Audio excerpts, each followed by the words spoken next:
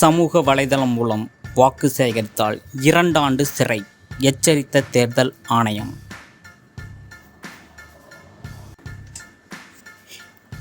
கருங்கடல் பகுதியில் பொதுப்பாதை மதில் சுவர் அமைத்ததால் பொதுமக்கள் கருப்பு கொடி ஏந்தி தேர்தல் புறக்கணிப்பு போராட்டம்.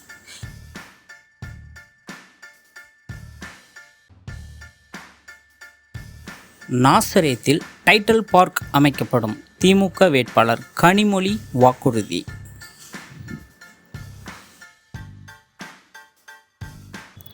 சமூக வலைதளம் மூலம் வாக்கு சேகரித்தால் 2 ஆண்டு சிறை, எச்சரித்த தேர்தல் ஆணையம்.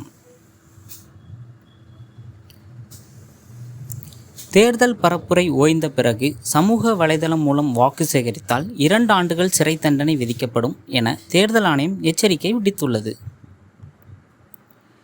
தமிழகத்தில் இன்று மாலை 6 மணியுடன் மக்களவைத் தேர்தல்களுக்கான பரப்புரை நிறைவடைய உள்ள நிலையில் கடைபிடிக்க வேண்டிய விதிமுறைகளை தேர்தல் ஆணையம் வெளியிட்டுள்ளது. தேர்தல் தொடர்பான பொதுக்கூட்டத்தையோ ஊர்வலத்தையோ யாரும் ஒருங்கிணைக்கவோ நடத்தவோ அல்லது அவற்றில் பங்கேற்கவோ கூடாது. எந்த ஒரு தேர்தல் விவகாரத்தையும் திரைப்படம், தொலைக்காட்சி, FM, ரேடியோ, வாட்ஸ்அப், முகநூல், ட்விட்டர் போன்றவற்றின் மூலம் பொதுமக்களின் பார்வைக்கு வைக்கக்கூடாது. அதேபோல் பொழுதுபோக்கு நிகழ்ச்சிகளில் தேர்தல் தொடர்பாக பரப்புரை செய்யக்கூடாது. மீறினால் மக்கள் பிரதிநிதித்துவ சட்டத்தின்படி 2 ஆண்டுகள் சிறை அல்லது அபராதம் அல்லது இவை இரண்டும் சேர்ந்தும் தண்டனையாக விதிக்கப்படும். தொகுதி வெளியே இருந்து அழைத்து வரப்பட்ட அனைத்து அரசியல் கட்சி நிர்வாகிகள், கட்சி பணியாளர்கள் உள்ளிட்டோர் மாலை 6 மணிக்கு மேல் அந்த தொகுதியை விட்டு வெளியேற வேண்டும். கல்யாண மண்டபம், சமுதாய கூடம், தங்கும் விடுதிகள், விருந்தினர் இல்லம் ஆகிய இடங்களில் வெளியாட்கள் யாரேனும் தங்கியுள்ளனரா என்பது கண்டறியப்படும். வேட்பாளர்களுக்கு வழங்கப்பட்ட நட்சத்திர பேச்சாளர்கள் உட்பட அனைத்து அனுமதிகள் மாலை 6 மணி முதல் செயல்திறனற்றதாகி விடும் என்று தெரிவிக்கப்பட்டுள்ளது. கருங்கடல் பகுதியில் பொதுப்பாதை மதில் சுவர் அமைத்ததால் பொதுமக்கள் கருப்பு கொடி ஏந்தி தேர்தல் புறக்கணிப்பு போராட்டம். கண்டுகொள்ளாத அதிகாரிகள். தூத்துக்குடி மாவட்டம் சாத்தான்குளம் ஒன்றியத்துக்குட்பட்ட கருங்கடல் ஊராட்சி உட்பட்ட ரேஷன் கடை தெரு பகுதியில் 30க்கும் மேற்பட்ட குடியிருப்புகள் உள்ளன. இந்த பகுதி பொதுமக்கள் பல வருடங்களாக அந்த பகுதியில் உள்ள பிரதான சாலை வழியாக அன்றாட தேவைகளை பயன்படுத்தி வந்தனர். தற்போது அந்த பகுதியில் உள்ள கோயில் சார்பாக அந்த பகுதியில் சுவர் எழுப்பப்பட்டு உள்ளது.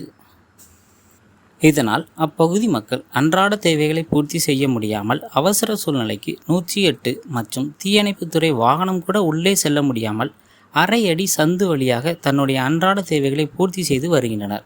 இது குறித்து மாவட்ட ஆட்சியர் மற்றும் வருவாய்த்துறையினரிடம் பல முறை புகார் அளித்தும் கண்டுகொள்ளாததால் மிகவும் வேதனை அடைந்து வருகின்றனர்.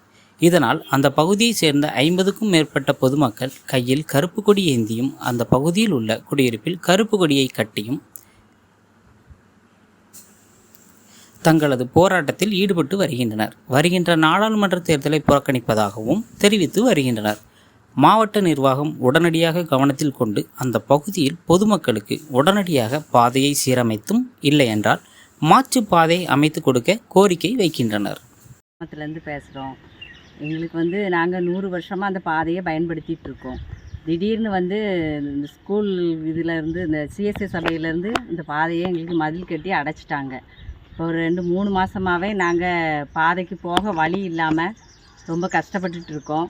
இப்போ ஒருத்தருக்கு உடம்பு சரியில்லைனாலோ, மாசமாக இருக்கவங்க, சின்ன குழந்தைங்க, யாருக்கு ஒரு சின்ன எமர்ஜென்சினா கூட எங்களால் வெளியில் போக முடியல. நாங்கள் இதுக்காக ஒவ்வொரு நிர்வாகிகள்கிட்டையும் போய் நாங்கள் மனுலாம் கொடுத்து பார்த்துட்டோம். எங்களுக்காக யாருமே எந்த ஸ்டெப்புமே எடுத்து தரலை. இப்போ மாசமாக கூட ஒரு பொண்ணு இருக்க தான் செய்கிறா. இப்போ நாளைக்கு இவளுக்கு திடீர்னு ஒரு வயிறு வலினா கூட ஒரு ஆம்புலன்ஸ் உள்ளே வர்றதுக்கு கூட எங்களுக்கு பாதை கிடையாது. அதனால எங்களுக்கு நாங்கள் இந்த தேர்தலை புறக்கணிக்கிறதா தான் எல்லாருமே முடிவு பண்ணியிருக்கோம். ஏன்னா எங்களுக்கு எந்த இதுவுமே எடுத்து தர மாட்டேங்கிறாங்க. நாங்கள் முறையிட்டுமே எங்களுக்கு எதுவுமே கிடைக்கல. நாங்கள் கலெக்டர் வரைக்கும் போய் மனு கொடுத்துட்டு வந்துட்டோம். இன்னும் எங்களுக்கு எந்த தகவல், ஒரு நபர் கூட இங்கே பார்க்கலை, எங்களுக்காக எதுவுமே பண்ணலை. நாங்கள் அதுதான் உங்கள் மூலியமாவது எங்களுக்கு ஒரு நல்லது நடக்கணுங்கிறதுக்காக தான் நாங்கள் உங்ககிட்ட இப்போ சொல்கிறோம். நீங்களாவது எங்களுக்கு அதை பார்த்து உரிய ஆட்சியாளர்கள் மூலியமாக எங்களுக்கு ஏதாவது நடவடிக்கை இருக்கிறதுக்கு எங்களுக்கு வழிவகுத்து நீங்கள் கொடுக்கணும். நாசரேத்தில் டைட்டில் பார்க் அமைக்கப்படும். திமுக வேட்பாளர் கனிமொழி வாக்குறுதி. தூத்துக்குடி பாராளுமன்ற தொகுதியில் இந்திய கூட்டணியின் சார்பில் திமுக வேட்பாளராக போட்டியிடும் கனிமொழி கருணாநிதி நாசரேத் பேருந்து நிலையம் மக்களிடையே பேசியதாவது: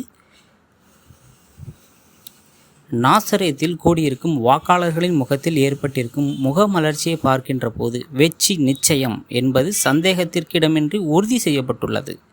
தூத்துக்குடி தொகுதியை நான் எனது இரண்டாவது தாய் வீடாக கருதி பணியாற்றி வருகிறேன். உங்களது அன்பை பெற்ற நான் மீண்டும் உங்களோடு பணியாற்றக்கூடிய வாய்ப்பை எனக்கு தாருங்கள். நாசரேத்தில் அமைந்திருந்த திருச்செந்தூர் கூட்டுறவு நூற்பாலை தற்போது மூடி கிடக்கிறது. மூடி கிடக்கும் இந்த தொழிற்சாலை அமைந்துள்ள இடத்தில் அதைவிட சிறந்த தொழிற்சாலைகளோ அல்லது பெரிய தொழிற்சாலைகளோ அல்லது டைட்டில் பார்க் திட்டமோ கொண்டு வரப்படும். நாசரேத் பேரூராட்சியில் எனது தொகுதி வளர்ச்சி திட்டத்தின் கீழ் ரூபாய் 50 லட்சம் நிதி ஒதுக்கீடு செய்து பணிகள் நடைபெற்று வருகிறது. ஜிஎஸ்டி பிரச்சனைகளினால் சிறு குறு தொழிலாளர்கள் பாதிக்கப்பட்டுள்ளனர். இந்தியா கூட்டணி ஆட்சி அமைக்கும் பட்சத்தில் ஜிஎஸ்டி குழப்பங்கள் விரைவில் சரி செய்யப்படும். சமீபத்தில் பெய்த மழையினால் ஏற்பட்ட வெள்ளத்தால் பாதிக்கப்பட்டவர்களுக்கு நிவாரணமாக ரூபாய் 6000 தமிழக முதல்வர் மு.க. ஸ்டாலின் வழங்கினார். ஆனால் ஒன்றிய அரசின் பிரதமர் மோடியோ தமிழகத்திற்கு நிவாரணமும் தரவில்லை, நிதியும் தரவில்லை. எனவே ஒன்றிய அரசை மாற்ற வேண்டிய நேரம் வந்துவிட்டது. பாஜக மீண்டும் ஆட்சிக்கு வந்தால் இனிமேல் தேர்தல் நடக்கவே நடக்காது, சர்வாதிகாரம்தான் ஓங்கும். இந்திய கூட்டணி ஆட்சி அமைத்தால் 30 லட்சம் வேலைவாய்ப்பு பணியிடங்கள் நிரப்பப்படும். டோல்கேட் எல்லாம் இருக்குல்ல, 10 அடிக்கு ஒரு தடவை டோல்கேட் வச்சு காசு கொடுக்குறாங்க. வேண்டாம்ல, மூடிடலாமா? சரி, தம்பி சொல்லிட்டாரு, இழுத்து மூடிடலாம்.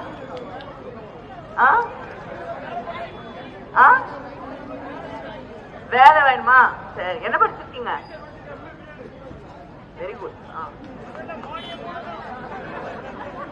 மோடி கிட்டத்தட்ட 30 லட்சம் வேலை வாய்ப்புகள் அரசாங்கத்தில் இருக்கக்கூடிய வேலையை காலியா வச்சிருக்காரு. நம்முடைய ஆட்சி வந்தவுடன் காங்கிரஸ் அவருடைய தேர்தல் அறிக்கையிலேயே கூட சொல்லியிருக்காங்க, அந்த காலி பணியிடங்கள் 30 லட்சம் காலி பணியிடங்கள் நிரப்பப்படும்.